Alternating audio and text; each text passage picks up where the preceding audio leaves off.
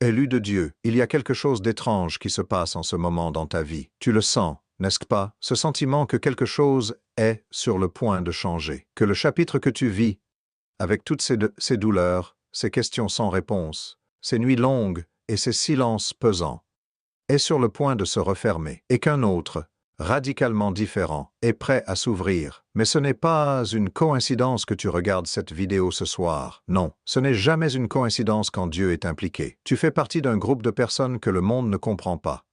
Des personnes qui sentent trop profondément, qui pensent différemment, qui ont traversé des épreuves que personne autour d'eux ne peut vraiment comprendre.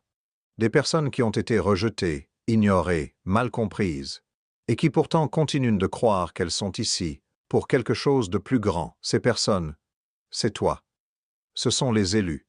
Et ce soir, Dieu a un message pour toi, pas pour tout le monde. Pour toi, ce que tu t'apprêtes à entendre va peut-être te bouleverser, va peut-être te faire pleurer, va peut-être réveiller en toi quelque chose que tu avais enfoui profondément, par peur, par blessure, par épuisement, mais je te demande de rester jusqu'au bout. Parce que ce soir, tout peut changer. À partir d'aujourd'hui, à partir de cette nuit même, ta vie entre dans une phase de réinitialisation divine. Et pour que cela se réalise pleinement, Dieu a besoin que tu sois présent, conscient et prêt à recevoir. Appel à l'action. Alors, avant que je continue, je veux te demander une chose simple. Si tu te reconnais dans ces mots, si tu sens au fond de toi que tu es différent, que tu as été appelé à quelque chose de plus grand, écris juste en commentaire le mot « choisi ». Juste ce mot. C'est ta façon de dire à l'univers.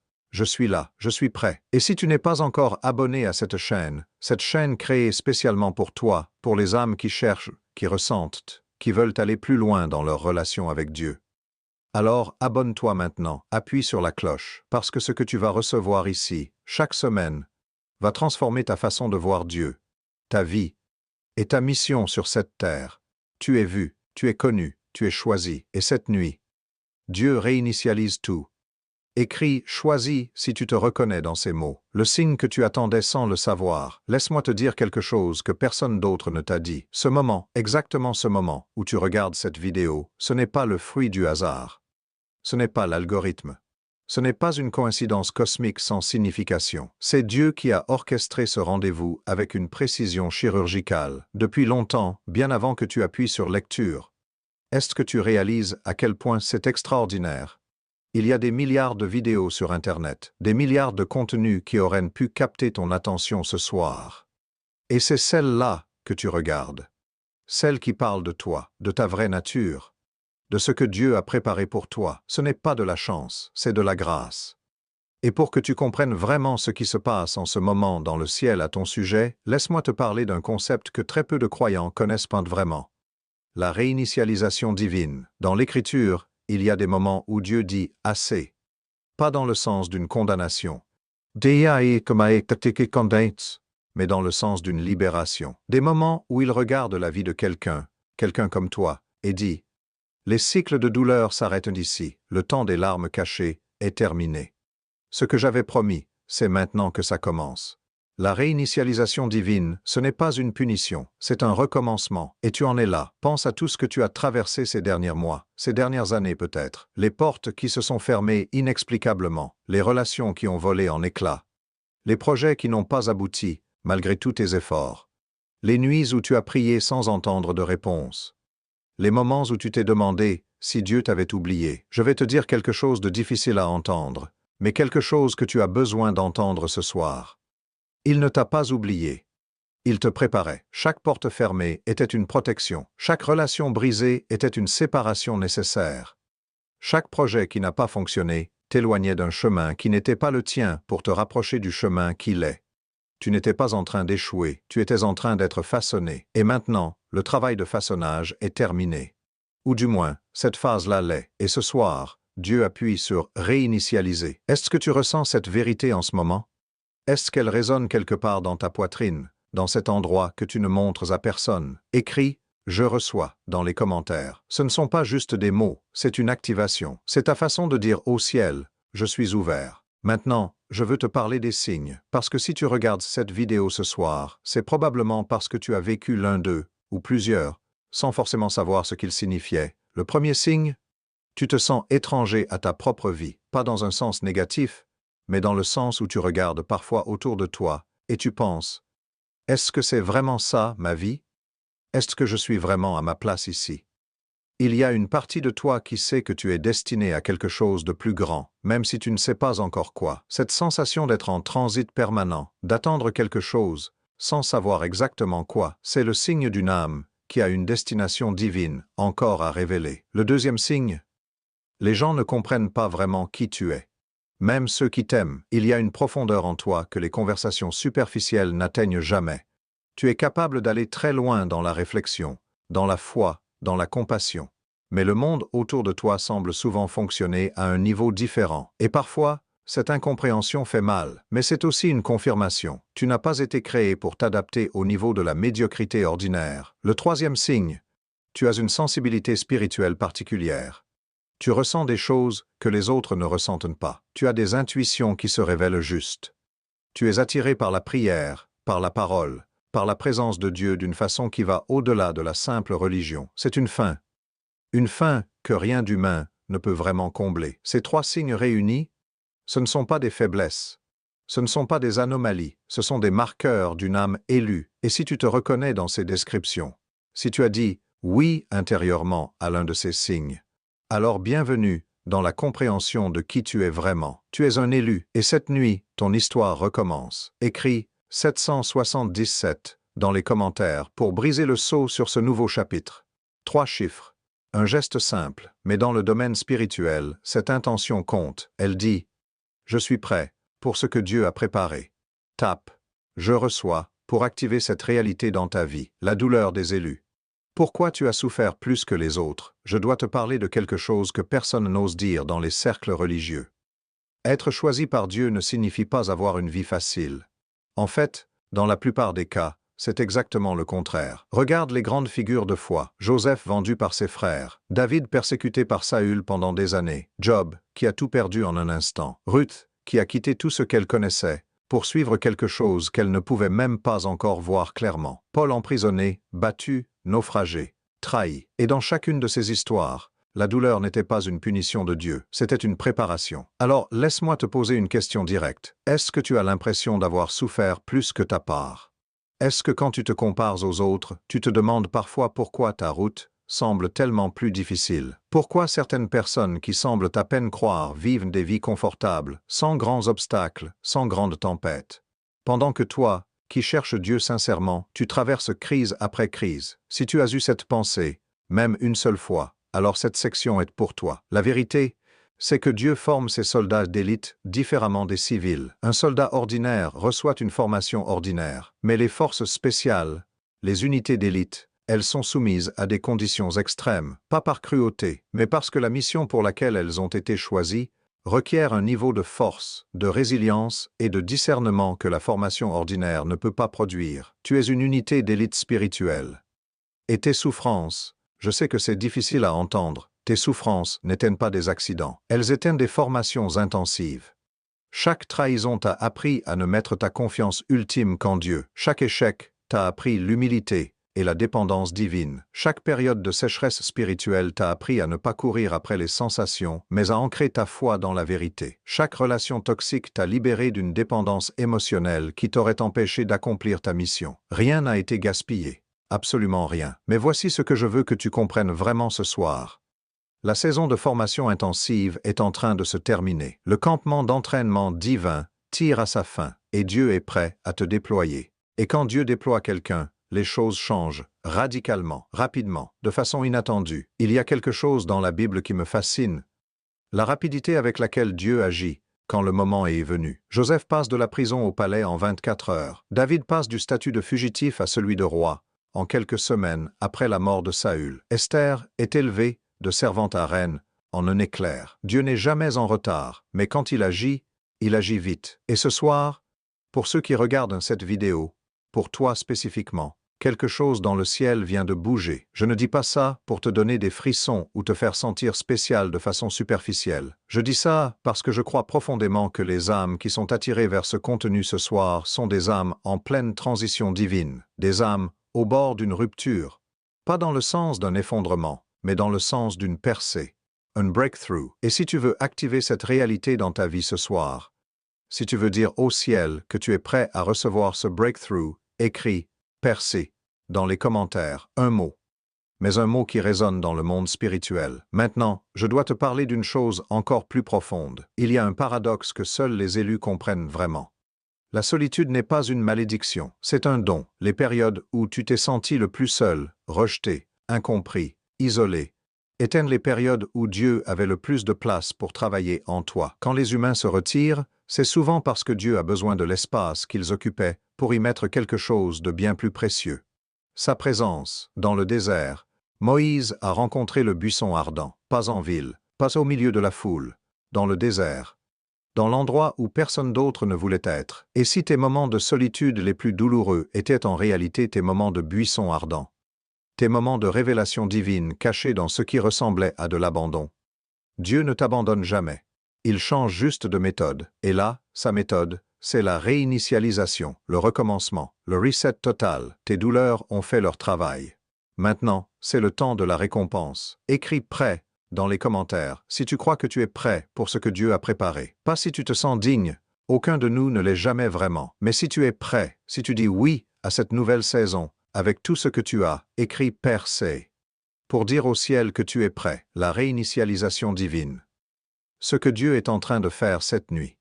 Je veux te parler de ce qui se passe en ce moment même, dans le domaine spirituel. Pendant que tu regardes cette vidéo, pendant que ces mots entrent dans ton esprit et dans ton cœur, quelque chose est en train de se passer dans le monde invisible, quelque chose que tu ne peux pas voir, mais que tu peux choisir de croire. Dieu est en train de réinitialiser ta vie. Et pour comprendre ce que cela signifie vraiment, laisse-moi te parler de ce que j'appelle les 4 portes de la réinitialisation.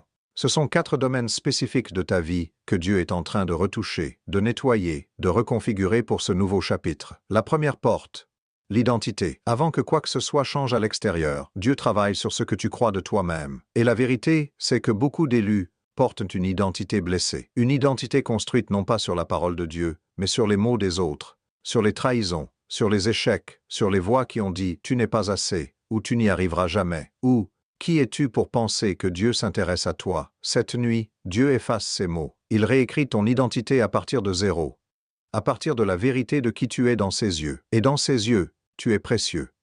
Tu es intentionnel, tu es unique et irremplaçable. Il t'a connu avant ta naissance. Il a compté les cheveux de ta tête. Il connaît chacune de tes pensées, chacune de tes blessures, chacun de tes désirs les plus profonds. Et il dit, tu es aimé, inconditionnellement, sans réserve, sans limite. Quand tu commences à vivre depuis cet endroit, depuis une identité ancrée dans l'amour de Dieu plutôt que dans l'approbation humaine, tout change. La deuxième porte. Les liens. Il y a des personnes dans ta vie qui ne sont pas censées y être. Des personnes dont la présence te tire vers le bas, te distrait de ta mission, t'empêche d'avancer vers ce que Dieu a préparé. Et Dieu, dans sa réinitialisation, commence souvent par nettoyer ton entourage. Parfois ces séparations sont douloureuses. Parfois on perd des gens qu'on aimait sincèrement. Et on ne comprend pas pourquoi à ce moment-là. On pense que c'est une perte. Mais Dieu nettoie pour créer de l'espace. Il enlève ce qui était bon pour faire place à ce qui est meilleur. Il ferme une porte pour que tu arrêtes de regarder dans cette direction et que tu vois la porte qu'il ouvre de l'autre côté. Et la porte qu'il ouvre, elle mène vers des personnes alignées avec ton destin. Des personnes qui vont te pousser vers le haut. Des personnes avec qui tu vas construire quelque chose d'important, de durable, de spirituellement significatif. La troisième porte. Les ressources. Beaucoup d'élus vivent dans une mentalité de manque. Ils ont grandi dans des environnements où l'argent était rare, où l'abondance était vue comme suspecte, voire spirituellement dangereuse. Et sans s'en rendre compte, ils ont intégré cette croyance. Les gens de Dieu doivent être pauvres, c'est un mensonge. Dieu dit dans sa parole qu'il se réjouit de la prospérité de ses serviteurs, que le juste laissera un héritage, que l'abondance est le signe de sa bénédiction sur ceux qui marchent dans sa voie. La réinitialisation divine inclut une réinitialisation financière, une réinitialisation des croyances sur l'argent, sur la valeur, sur ce que tu mérites. Et dans ce nouveau chapitre, Dieu va ouvrir des sources de provision que tu n'avais pas imaginées. La quatrième porte. Le destin, c'est la porte la plus importante, et c'est celle sur laquelle Dieu travaille le plus intensément ce soir. Ton destin, ta mission spécifique, ta raison d'être, ce pourquoi tu as été façonné à travers toutes ces épreuves, Est-ce sur le point de devenir clair? Pas forcément d'un coup, pas forcément avec un panneau lumineux dans le ciel, mais avec une clarté progressive, une confirmation progressive, une paix progressive sur ce que tu es censé faire. Et cette clarté va tout changer. Parce que quand tu sais pourquoi tu existes, rien ne peut t'arrêter, ni la peur, ni l'opinion des autres, ni les obstacles, ni les retards. Quand tu es connecté à ton destin divin, tu deviens inarrêtable. Pour activer ces 4 portes dans ta vie ce soir, je veux que tu fasses quelque chose de simple mais de puissant. Écris dans les commentaires « Ouvre mes portes ». 4 mots, mais une déclaration qui résonne dans le ciel comme une prière. Parce qu'une chose que j'ai appris sur Dieu, c'est qu'il honore l'intention du cœur. Il regarde au-delà des mots pour voir ce qui les habite. Et si derrière ces 4 mots, il y a une âme sincère qui dit « Seigneur, je suis prêt », il répond toujours. Il ne te fera pas attendre indéfiniment. Sa parole dit qu'il est un récompenseur de ceux qui le cherchent avec sincérité. Et toi, ce soir, tu le cherches. Il te voit, il t'entend, et il répond, le combat spirituel. Pourquoi l'ennemi s'acharne sur les élus? Il y a quelque chose que je dois te dire, et je vais te le dire directement, sans détour. Si tu es un élu, si tu portes vraiment une mission divine sur ta vie, alors tu as un ennemi qui le sait. Et cet ennemi a passé des années à essayer de t'arrêter. Ce n'est pas une métaphore, ce n'est pas de la pensée magique, c'est la réalité spirituelle la plus concrète qui soit. La Bible est claire. Votre adversaire, le diable, rôde comme un lion rugissant, cherchant qui il pourra dévorer. Et les élus? Ils sont des cibles prioritaires. Pourquoi? Parce que l'ennemi ne perd pas son temps sur des gens qui ne représentent pas une menace pour son royaume. Il concentre ses attaques là où les enjeux sont les plus élevés. Si tu as été attaqué, si ta vie a été marquée par des obstacles répétés, des blocages inexplicables, des attaques sur ta famille, ta santé, tes finances, ta réputation, c'est que la preuve que tu as quelque chose d'important en toi, quelque chose que l'ennemi voulait éteindre avant qu'il puisse s'allumer. Mais tu es encore là, malgré tout. Et ça, c'est déjà une victoire. Laisse-moi te parler des stratégies les plus courantes que l'ennemi utilise contre les élus, parce que les connaître, c'est les neutraliser. Stratégie numéro 1, le doute de l'identité. Est-ce que tu es vraiment choisi par Dieu? Qui es-tu pour penser ça? Tu es trop imparfait, tu as trop de péchés, trop de failles, trop de blessures. Dieu ne peut pas vraiment t'utiliser. Cette voix, ce n'est pas la voix de Dieu, c'est la voix de l'accusateur. Et son but est simple. Si tu doutes de ton identité en Dieu, tu n'agiras jamais depuis la puissance qui t'appartient. La contre-attaque, revenons à l'Écriture. Je suis l'œuvre de ses mains. Je suis plus que vainqueur. Je suis assis avec lui dans les lieux célestes. Ces vérités ne dépendent pas de tes performances. Elles sont ancrées dans ce que Dieu dit de toi, pas ce que tu ressens à ton sujet. Stratégie numéro 2. L'isolement. L'ennemi cherche à te couper des sources de force. De la communauté, de la parole, de la prière. Il te pousse vers l'isolement, puis il t'attaque dans cet isolement quand tu es le plus vulnérable. La contre-attaque, la connexion, avec Dieu d'abord, à travers une vie de prière et d'immersion dans sa parole. Et ensuite avec des frères et sœurs spirituels qui peuvent te fortifier. C'est pourquoi des espaces comme celui-ci existent. Pour que les élus se reconnaissent, se soutiennent, s'encouragent mutuellement. Stratégie numéro 3. La distraction. L'ennemi n'a pas besoin de faire des choses clairement mauvaises aux élus. Il a juste besoin de les maintenir occupés avec des choses qui ne sont pas mauvaises en elles-mêmes, mais qui ne sont pas leur mission. Un travail qui paye bien, mais qui n'a rien à voir avec le destin. Des relations qui occupent du temps et de l'énergie sans rien apporter. Des activités qui semblent bonnes, mais qui remplissent le calendrier et vident l'âme. La contre-attaque, la question de l'alignement. Pour chaque engagement majeur dans ta vie, pose-toi la question, est-ce que ça m'approche de ma mission divine ou m'en éloigne? Est-ce que ça édifie ou consume? Stratégie numéro 4. Le découragement prolongé, c'est peut-être la plus efficace de toutes. Faire attendre les élus pendant si longtemps que la fatigue s'installe. Tu as prié pour ça depuis des années, ça n'arrivera jamais. Dieu t'a oublié. Si ça devait se passer, ça se serait déjà passé. La contre-attaque. L'histoire de Dieu. Abraham a attendu 25 ans, Joseph 13 ans. Dans le royaume de Dieu, les retards ne sont jamais des refus, ils sont des préparations, et la préparation est terminée. Ce soir, la stratégie de l'ennemi contre ta vie est officiellement invalidée. Parce que tu es conscient, et la conscience, dans le combat spirituel, est déjà la moitié de la victoire. Écris victoire dans les commentaires. Pas parce que tu as tout résolu, pas parce que ta vie est déjà transformée, mais parce que tu choisis de te placer du côté de celui qui a déjà gagné. Et quand tu es du côté du vainqueur, tu es déjà dans la victoire. Il n'y a pas de combat que Dieu ne puisse pas gagner, aucun. Et il combat pour toi ce soir. Écris victoire pour te placer du côté du vainqueur. La prière d'activation. Les mots qui ouvrent le ciel. Je veux faire quelque chose maintenant qui sort de l'ordinaire pour une vidéo YouTube. Je veux prier avec toi, pas pour toi, à distance, comme si tu étais un spectateur, mais avec toi, en temps réel. Parce que je crois que si tu es là, si tu as regardé jusqu'ici, c'est que Dieu a quelque chose de spécifique à faire dans ta vie ce soir. Mais avant la prière, je veux te donner quelque chose à faire. Mets ta main sur ta poitrine, sur ton cœur, ferme les yeux si tu peux, ou simplement porte ton attention sur ce que tu ressens à l'intérieur. Prends un moment pour sortir du bruit de ta journée. Des pensées qui tourbillonnent, des préoccupations qui occupent ton esprit. Juste un moment, pour Dieu, et dans les commentaires, je veux que tu écrives « Je suis ici » avant qu'on commence. 3 mots qui disent « Seigneur, me voilà, je ne suis pas parfait, je ne suis pas arrivé, mais je suis là, devant toi, avec tout ce que je suis et tout ce que je ne suis pas encore. Prêt? Voici la prière. Seigneur Dieu, Père éternel, Créateur de tout ce qui existe et de tout ce qui a été préparé pour moi avant la fondation du monde, je viens devant toi ce soir avec tout ce que je suis.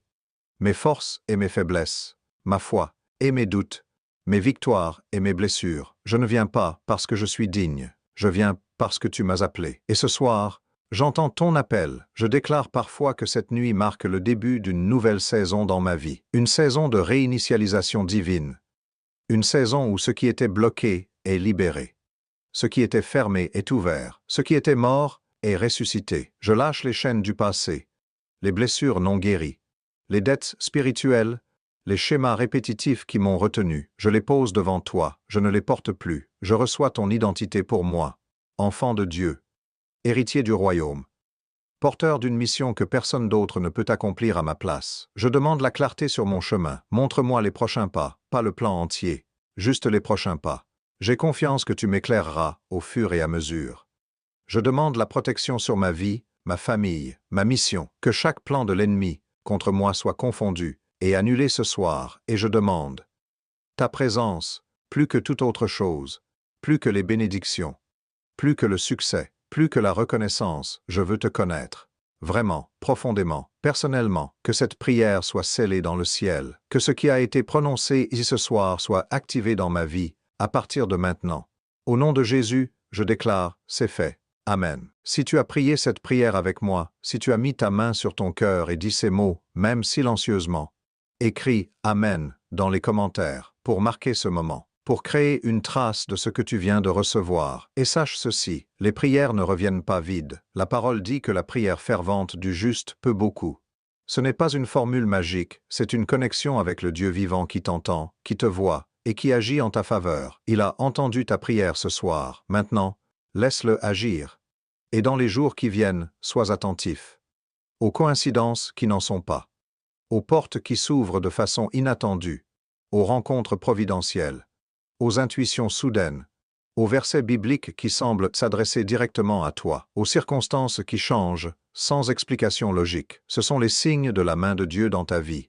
Et ils vont commencer à apparaître. Bientôt, écris. Je crois si tu crois ça, si tu fais confiance que Dieu va répondre. Si tu choisis la foi plutôt que le doute ce soir, tu n'as pas besoin de voir pour croire. Tu as juste besoin de croire pour voir. Tape Amen. Si tu as prié avec moi, ce soir, les promesses spécifiques. Ce que Dieu a préparé pour toi. Je veux maintenant te parler de quelque chose de concret, parce que la foi, c'est bien, la prière, c'est essentiel, mais tu as aussi besoin de savoir ce que Dieu a spécifiquement préparé pour cette nouvelle saison de ta vie, des promesses concrètes, des réalités bibliques que tu peux ancrer dans ton cœur et tenir ferme, même quand les circonstances semblent dire le contraire. Je vais te donner 7 promesses. 7, le nombre de la complétude divine, 7 réalités que Dieu a déjà décidées pour ta vie, dans ce nouveau chapitre. Promesse numéro 1, la restauration de ce qui a été pris. Il y a des choses dans ta vie qui t'ont été volées, le temps, la jeunesse, des années de joie remplacées par des années de douleur, des opportunités manquées à cause des circonstances. Dieu dit dans Joël, « Je vous rendrai les années qu'a dévoré la sauterelle. Ce verset est une promesse de restauration accélérée. Ce que tu aurais dû recevoir il y a des années, Dieu peut le compresser et te le donner maintenant, d'une façon qui dépasse toute logique humaine. Ce n'est pas de la magie, c'est la grâce souveraine d'un Dieu qui peut racheter le temps perdu. Promesse numéro 2. La connexion avec les bonnes personnes. Dans cette nouvelle saison, Dieu va croiser ton chemin avec des personnes qui vont accélérer ton destin, des mentors que tu n'as pas encore rencontrés, des partenaires de mission qui partagent ta vision, des amis qui ont la profondeur spirituelle dont tu as toujours eu besoin. Ces connexions ne seront pas le fruit de tes efforts de networking. Elles seront divines, inattendues, parfaites, dans leur timing. Promesse numéro 3. La provision financière. Je veux être très clair ici, parce que beaucoup de croyants ont une relation compliquée avec l'argent. Dieu n'est pas contre ta prospérité financière. Il est contre l'idolâtrie de l'argent. Mais la richesse, utilisée pour son royaume, est une bénédiction qu'il veut accorder à ses élus. Dans cette nouvelle saison, Dieu va ouvrir des sources de provision, des opportunités professionnelles, des idées créatives, des connexions qui créent des portes financières, abondance avec un but. C'est ce qui arrive dans les saisons de bénédiction divine. Promesse numéro 4. La guérison. Peut-être que tu portes des blessures physiques, des maladies chroniques, ou peut-être ce sont des blessures émotionnelles, des traumatismes qui ont laissé des cicatrices profondes. Dieu est guérisseur. C'est l'un de ses noms, Jéhovah Rapha, le Dieu qui guérit. Et dans cette réinitialisation, la guérison est disponible pour ton corps, pour ton âme, pour tes émotions, pour tes relations brisées, pour tout ce qui a besoin d'être restauré en toi. Promesse numéro 5. La clarté de la mission. Une des souffrances les plus profondes des élus, c'est de savoir intérieurement qu'ils sont appelés à quelque chose de grand, mais de ne pas savoir quoi exactement. Cette ambiguïté prend fin dans cette saison. Dieu va te parler clairement, à travers sa parole, à travers des circonstances providentielles, à travers des voies de confiance dans ta vie. La clarté arrive. Elle est même déjà en chemin. Promesse numéro 6. La paix qui dépasse l'entendement. Peut-être la promesse que tu désires le plus profondément sans te l'avouer. Pas le succès, pas la reconnaissance, juste la paix. Cette paix intérieure qui ne dépend pas de tes circonstances, qui te permet de dormir la nuit même quand tout semble incertain. Jésus a dit, « Je vous donne ma paix, non pas comme le monde la donne. » C'est une paix surnaturelle, et elle fait partie de ton héritage. Promesse numéro 7. Une influence qui dépasse ta génération. Ce que tu vas construire dans ce nouveau chapitre va avoir un impact qui dépasse ta propre vie. Tes enfants en bénéficieront, leurs enfants peut-être, les personnes que tu n'as pas encore rencontrées, et dont tu toucheras la vie. Ton obéissance aujourd'hui crée un héritage pour demain. Pour recevoir ces 7 promesses, écris « Je reçois mes 7 promesses » dans les commentaires. Réclame-les, elles sont déjà pour toi dans le ciel. Ta déclaration les amène dans le naturel. Écris « Je reçois mes 7 promesses » pour les réclamer. L'obéissance radicale. Ce que Dieu demande en retour. Maintenant, je dois te parler de quelque chose que beaucoup de créateurs de contenu spirituel évitent. Parce que ce n'est pas confortable, parce que ça ne génère pas autant de likes. Mais si je ne te le dis pas, je ne t'aime pas vraiment. La grâce de Dieu est gratuite. La bénédiction de Dieu est un cadeau. Sa réinitialisation de ta vie n'est pas quelque chose que tu peux mériter ou acheter. Mais elle demande quelque chose en retour. Elle demande ton obéissance. Et pas une obéissance superficielle, culturelle, de façade. Faire les bons gestes le dimanche et vivre comme tu veux le reste de la semaine. Une obéissance profonde, radicale, qui touche les décisions difficiles, les renoncements douloureux, les changements qui coûtent quelque chose. Laisse-moi être concret. L'obéissance radicale, c'est quitter la relation que tu sais, ne pas être dans la volonté de Dieu pour ta vie. Même si elle est confortable, même si la solitude fait peur, même si les autres ne comprennent pas ta décision. L'obéissance radicale, c'est quitter le travail qui paie bien, mais qui t'éloigne de ta mission. Même quand tu n'as pas encore de plan B. L'obéissance radicale, c'est parler de ta foi, dans des contextes où ça n'est pas socialement acceptable. L'obéissance radicale, c'est donner même quand tu n'as pas l'impression d'avoir assez. Aimer même quand tu n'as pas été aimé. Pardonner même quand la trahison était profonde. Tout ça est difficile, je ne vais pas te mentir, mais voici ce que j'ai appris, et ce que l'histoire de tous les grands hommes et femmes de foi confirme. L'obéissance radicale est toujours le chemin qui mène aux promesses divines. Abraham n'aurait pas reçu la promesse s'il n'avait pas quitté son pays sans savoir où il allait. Moïse n'aurait pas libéré Israël s'il n'avait pas eu le courage de retourner en Égypte après 40 ans d'exil. Esther n'aurait pas sauvé son peuple si elle n'avait pas osé se présenter devant le roi, sans y être invitée. L'obéissance précède toujours la bénédiction. Et là, dans ta vie, il y a probablement une ou deux choses que tu sais que Dieu te demande, des choses sur lesquelles tu as temporisé, des décisions que tu as repoussées parce qu'elles font peur, parce qu'elles coûtent quelque chose, parce que la logique humaine te dit « pas maintenant, pas comme ça ». C'est ces choses-là que Dieu attend. Voici quelque chose que je veux que tu fasses. Dans les commentaires, écris juste « je dis oui ». C'est ta déclaration d'obéissance, ta façon de dire à Dieu « je ne sais pas exactement tout ce que ça implique, mais je dis oui à ton plan pour ma vie, oui à la mission, oui au changement difficile, oui au renoncement nécessaire, oui à toi plutôt qu'à mes propres plans. Je dis oui. » 3 mots, mais peut-être les 3 mots les plus importants que tu prononceras ce soir. Maintenant, je veux te parler d'un aspect de l'obéissance qu'on oublie souvent. L'obéissance dans l'attente, parce que l'obéissance, ce n'est pas seulement agir, parfois, c'est attendre. Attendre sans bouger quand tout en toi veut forcer les choses. Attendre dans la confiance que Dieu est en train de travailler, même quand tu ne vois rien. C'est peut-être la forme d'obéissance le plus difficile. L'Écriture dit « Ceux qui attendent en l'Éternel renouvellent leur force. Ils prennent le vol comme les aigles. Ils courent sans se lasser. Ils marchent sans se fatiguer. » Attendre en l'Éternel, ça ne veut pas dire être passif, ça veut dire rester dans sa présence, continuer à prier, continuer à obéir dans les petites choses. Continuer à croire, pendant que lui orchestre les grandes choses. Tu as peut-être attendu longtemps, peut-être trop longtemps, à ton sens, mais un jour, et peut-être très bientôt, tu comprendras pourquoi chaque jour d'attente était nécessaire, et tu remercieras Dieu pour chacun d'eux. En attendant, reste fidèle dans le petit. Honore Dieu dans l'ordinaire. Sois obéissant dans ce que tu sais déjà, et regarde ce qu'il fait. Tape « Je dis oui ». Les 3 mots qui changent tout. Les signes qui confirment. Comment savoir que tu es bien un élu? Je reçois souvent une question de personnes qui regardent ce type de contenu. Une question sincère, parfois teintée d'inquiétude ou de doute. Comment je peux savoir que tout ça s'applique vraiment à moi? Comment je peux savoir que je suis vraiment un élu? C'est une bonne question, et elle mérite une réponse honnête. Voici les signes.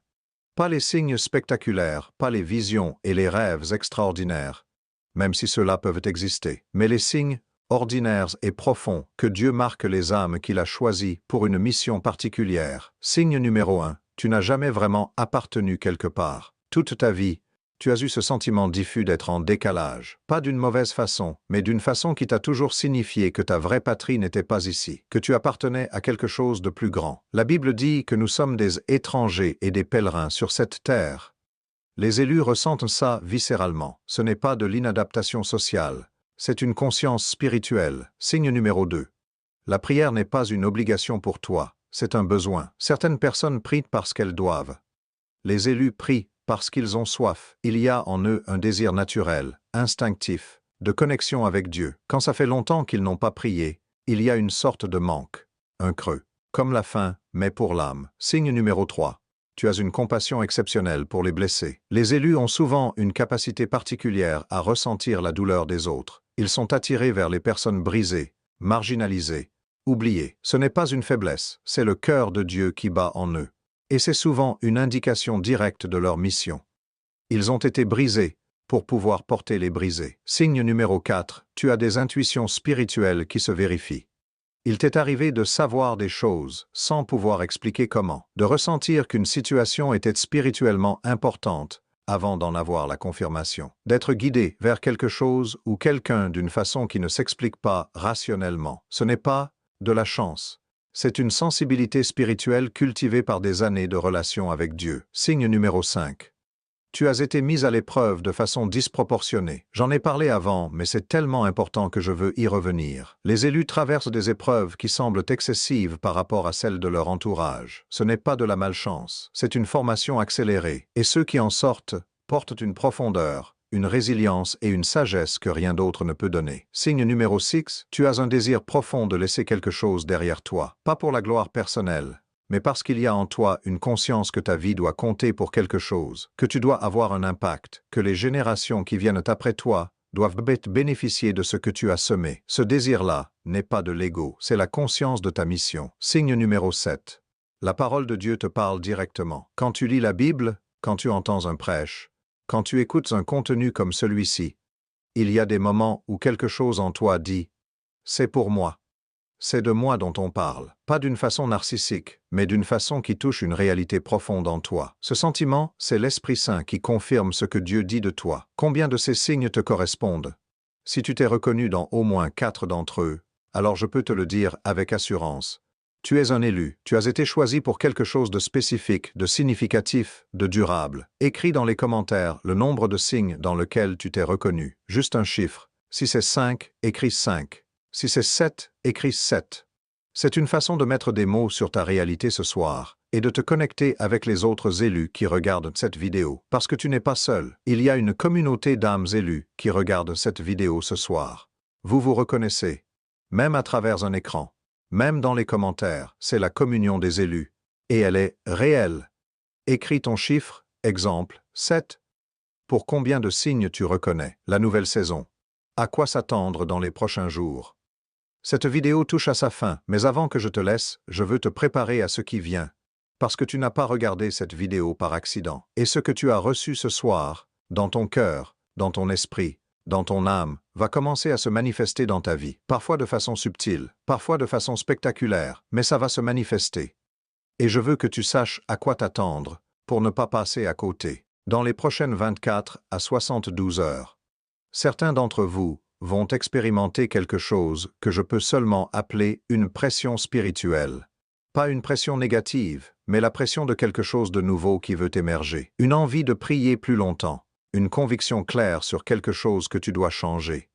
Un calme soudain et inexplicable après une période de tempête intérieure. Sois attentif à ces moments. Ce sont les premières manifestations de la réinitialisation. Certains d'entre vous vont aussi expérimenter le contraire, une résistance.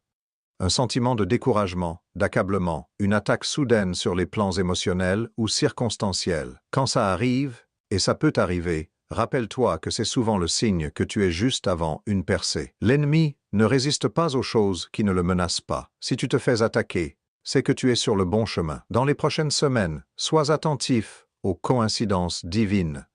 Une conversation que tu n'avais pas planifiée et qui répond à une question que tu portais depuis longtemps. Un livre qui tombe entre tes mains exactement au bon moment. Une opportunité qui se présente de façon inattendue et qui correspond parfaitement à quelque chose que tu avais prié. Ces moments sont les traces de la main de Dieu dans ta vie quotidienne. Apprends à les reconnaître et à les noter. Tiens peut-être un journal spirituel où tu consignes ces confirmations divines.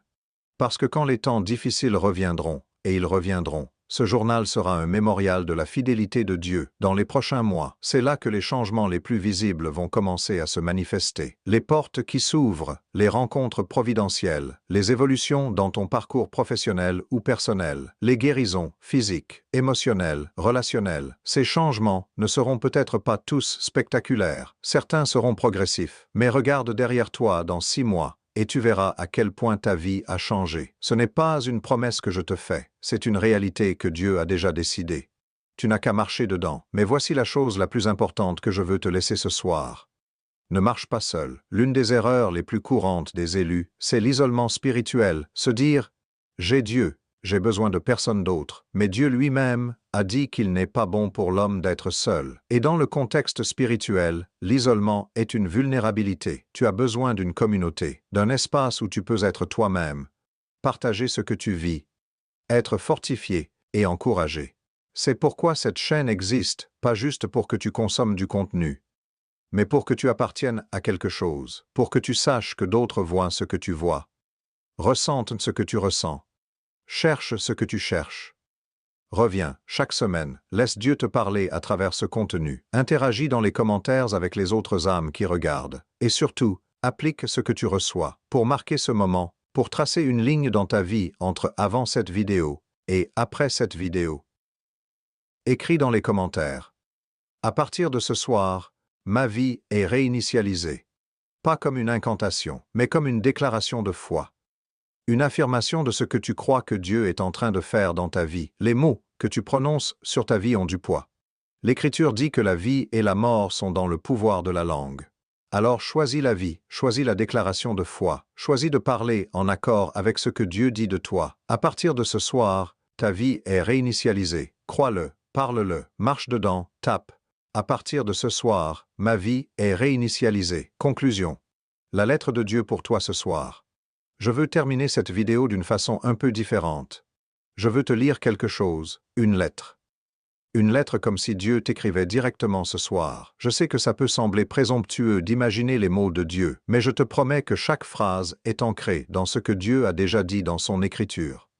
Ce n'est pas une invention, c'est une mise en forme de sa révélation pour ton cœur ce soir. Alors ferme les yeux un moment, si tu peux, et laisse ces mots atterrir. Mon enfant, tu pensais que j'avais oublié. Tu t'es demandé, dans ces longues nuits, si tes prières atteignaient vraiment le ciel. Tu t'es senti seul dans une foule, incompris même par ceux qui t'aimaient, différent d'une façon que tu ne pouvais pas toujours expliquer. Je t'ai vu, chaque larme que tu as versée seule dans l'obscurité. Je la connaissais avant même qu'elle coule, chaque prière murmurée sans réponse apparente. Elle m'est parvenue, chaque moment de doute, de découragement, de Seigneur jusqu'à quand, j'y étais. Pas comme un spectateur lointain, présent, proche, t'entourant de mains que tu ne pouvais pas voir mais qui te portaient. Je ne t'ai jamais abandonné. Ce que tu as traversé n'était pas une punition. Ce n'était pas de la négligence de ma part. C'était une formation que seuls les quelques élus reçoivent. Parce que la mission que j'ai pour toi est trop importante pour être confiée à quelqu'un qui n'a pas été éprouvé. Tu as été éprouvé, et tu as tenu, peut-être pas parfaitement, peut-être avec des chutes, des doutes, des périodes où ta foi ressemblait plus à un souffle qu'à une flamme. Mais tu as tenu, tu es encore là, et encore là, dans les circonstances que tu as traversées. C'est déjà extraordinaire. Ce soir, je veux que tu saches quelque chose. Tout ce que j'ai promis pour ta vie est encore valable. Les promesses n'ont pas de date de péremption. Elles ne s'effacent pas, parce que le temps a passé, ou parce que tu as trébuché. Elles sont ancrées dans ma nature, et ma nature ne change pas. Ce que j'ai préparé pour toi dépasse ce que tu peux imaginer. L'Écriture dit que l'œil n'a pas vu, l'oreille n'a pas entendu, et le cœur de l'homme n'a pas conçu ce que j'ai préparé pour ceux qui m'aiment. Et toi, même avec tes doutes, même avec tes imperfections, tu m'aimes. Je le vois dans la façon dont tu cherches ma présence.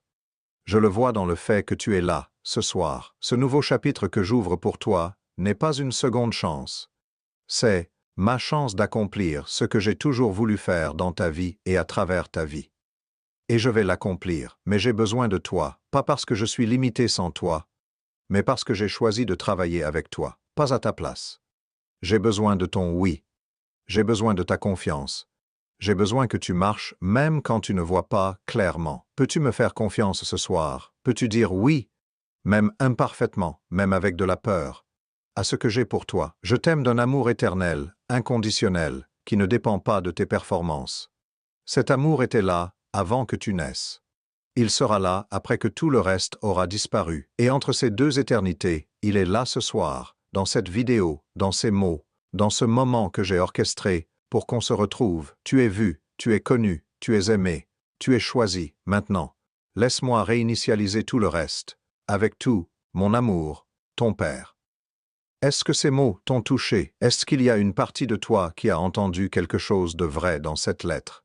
Si oui, écris « Merci mon Père » dans les commentaires. C'est ta réponse à cette lettre. Ta façon de dire « J'ai entendu, je reçois, je dis oui ». Et si tu n'as pas encore abonné à cette chaîne, je te demande de le faire maintenant. Pas pour moi, mais pour toi. Pour que les prochains messages que Dieu a pour toi te trouvent là où tu es.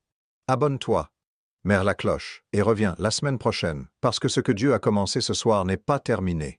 C'est juste le commencement. Tu es choisi, et maintenant tu recommences. À partir de ce soir, guidé par la main de celui qui t'a connu avant le début des temps, et qui te conduit vers une fin que tu n'imagines pas encore. Dieu soit avec toi. Cette nuit, et tous les jours du nouveau chapitre qui s'ouvre, écris « Merci mon Père » en réponse à cette lettre divine.